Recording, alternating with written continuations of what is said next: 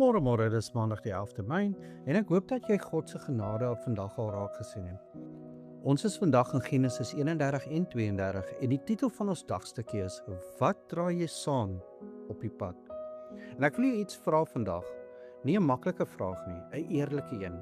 Is daar iets in jou lewe waarin jy vashou vir sekuriteit? Dalk vir troos, dalk vir beskerming. Iets anders as God alleen. Rachel het ook so iets gedoen. Op die dag toe Jakob sy tente afbreek en hulle pad gevat het terug na Kanaan, het Rachel haar vader se huisgode gesteel, die terafim. Klein beeltjies, blinkende wesens, gelukbringers vir die pad. Sy het dit in die kameelsak weggesteek en Jakob het dit nie geweet nie. Nou moet jy verstaan wat die terafim was. Dit was nie totale vreemde afgode nie. Dit was afbeeldings van hemelse wesens. Rachel het geweet daar is krag in die hemelse. Sy het dit net in 'n beeldjie gesit, sodat sy dit kon sien. Sy dit kon vashou en sy dit kon saamdra. Sy het iets tasbaar wou hê vir die onsekere pad wat voor haar lê. En dit is die kern van alle valse vertroue.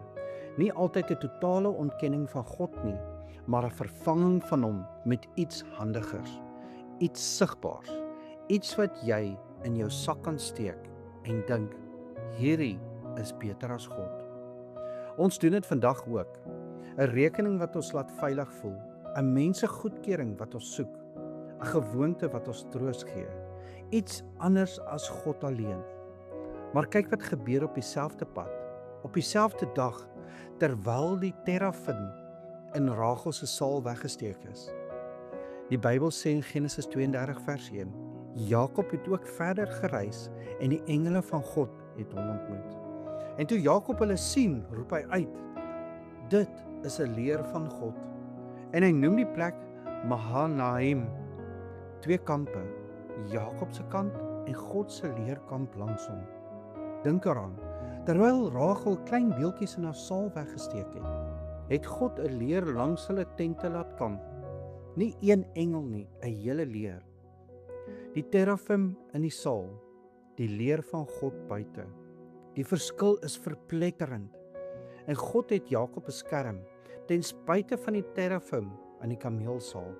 Hy het nie gewag totdat Rachel dit begrawe het nie. Hy het Jakob beskerm, omdat hy getrou is aan sy belofte. Nie omdat ons alles reg doen nie. Maar God is ook geduldig. 4 hoofstukke later, toe Jakob in sy diepste nood was, moes die terafim eers begrawe word, voor God opnuut verskyn het. En Jakob sê dit selfs in Genesis 35 vers 3 vir ons. Ek sal 'n altaar maak aan die God wat my geantwoord het ten dae van my benoudheid. Nie die terafim nie, God. Die God wat antwoord in benoudheid. En Jesus self is ons ewige Mahanaim, die plek waar God se leer en ons lewe mekaar ontmoet. Hy sê in Johannes 1 vers 51 vir ons, dat die engele van God op hom sal op en neer daal. Jesus is die brug tussen die hemelse leer en ons aardse pad.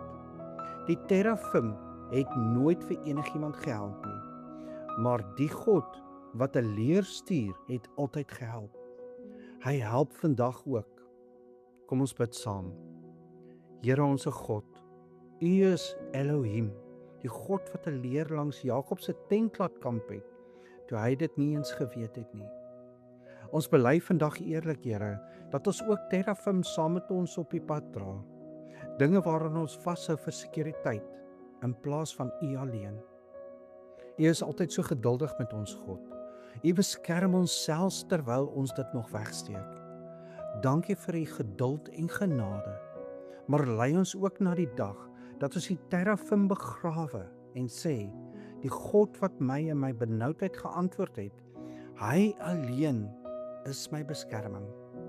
Laat ons leef met die wete dat U leer altyd langs ons kamp, ook vandag, ook op hierdie pad waarop ons is. Ons bid dit in die naam van Jesus Christus, deur die kragtige werking van die Heilige Gees. Amen. En onthou vandag, jy is dalk die Bybel wat iemand vandag moet ontmoet. Watter terafim dra jy saam op die pad? En is jy bereid om dit te begrawe, sodat God opnuut kan verskyn. God se leer kamp langs jou tente, ook as jy dit nie weet nie.